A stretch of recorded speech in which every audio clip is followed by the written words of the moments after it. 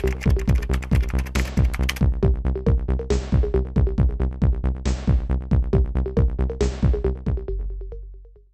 morning, good evening, and good afternoon, ladies and gentlemen. This is the guy with the gray hat. Welcome to my channel. Last time we spoke about the dark web, and I promised you guys that we're going to talk about dark web in detail and how you would be able to navigate safely through the dark web.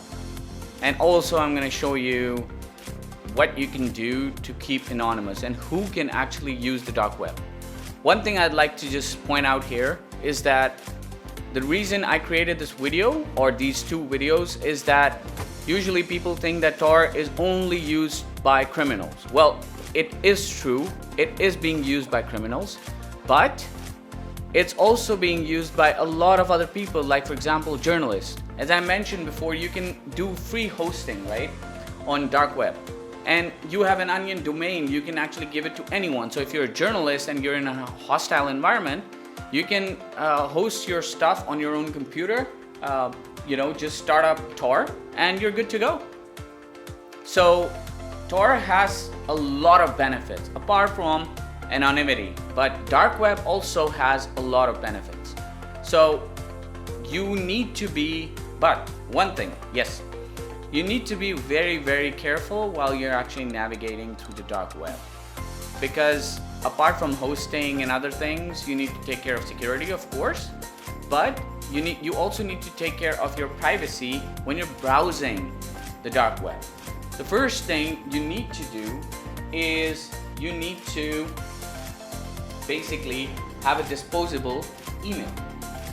So what it does is that it just creates this email address, which is not a real email address, but it creates it for you, and you can give this email address whenever you're, for example, you're a forensic investigator or a law enforcement officer and you want to connect to a forum to actually see what the criminals are up to, right?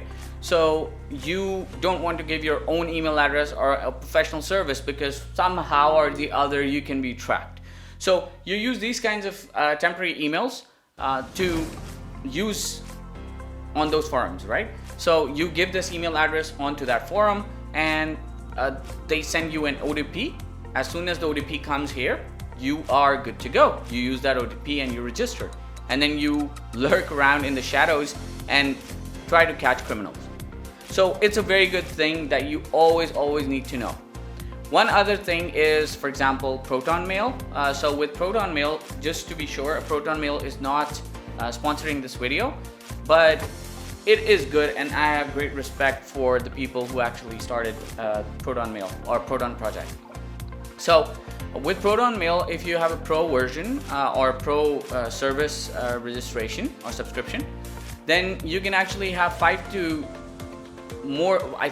or 6 email addresses that you can actually create. So apart from your main email address, you can actually create other aliases as well. So as soon as those aliases are created, you can give those aliases anywhere you want, and the email would come to your inbox, but no one can actually track who you are and what you're doing and whose email address that is, right? So that's one other option that you actually have. So one thing is that you actually do this. The second thing, the most important thing, is the Tor service that we spoke about, right? So whenever you're actually creating a Tor service, instead of going to any other forum or any other website, their official website is here, and they have very nicely explained step 1, step 0, step 1, step 2, straightforward, how you can actually set up your own service. And once that's done, you can actually give it to anyone you want. So that's one of the things that you need to take care of, right? Okay. And the third thing that we talked about is the forums and if you want to search them, right? So searchability in Tor is very hard. Ahmia.fi or fi does not actually find all the darknet, domains. It's very good, finds a lot, but I'm not going to go into the logic of this or their algorithm that they're using. But what it does is it actually helps you find large forums, right? And the best thing in this is like you can actually see when it was checked. So 1 month ago, 4 days ago. So 4 days ago, it's a very good, you can say, chance that it would be still running. So because every day new people create new services, new onion domains to keep hidden, and then those can be those become searchable. They can be searchable through this and other services as well, of course. But you can actually see a lot of things through Aamya.fi. So it's a very good tool for investigators, for law enforcement agencies, and for normal people as well, or enthusiasts who want to actually see what's out there on Tor. So this is it, people. What you need to do is there's nothing that is 100% private. Using Tor for main web, so to speak, doesn't automatically make you anonymous. You need to take care of your privacy yourself. Do not give your private information anywhere, and especially when you're on the dark web, never give your private information anywhere, you know. And because these forums and these websites, as I mentioned, you can host them on your own computer.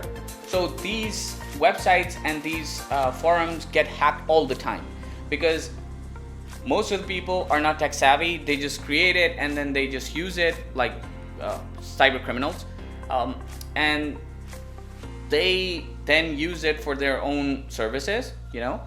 But the problem is that if someone wants to hack them, they can, because their security is not military grade or even commercial grade. So whenever you want to set up a service, just it should be top-notch security. And if you want to browse the dark web, you need to be anonymous completely. Never give out your information. Whatever the reason, never do that. If you like this video, if you like more content like that, just subscribe and hit the bell icon. And thank you so much for watching this video.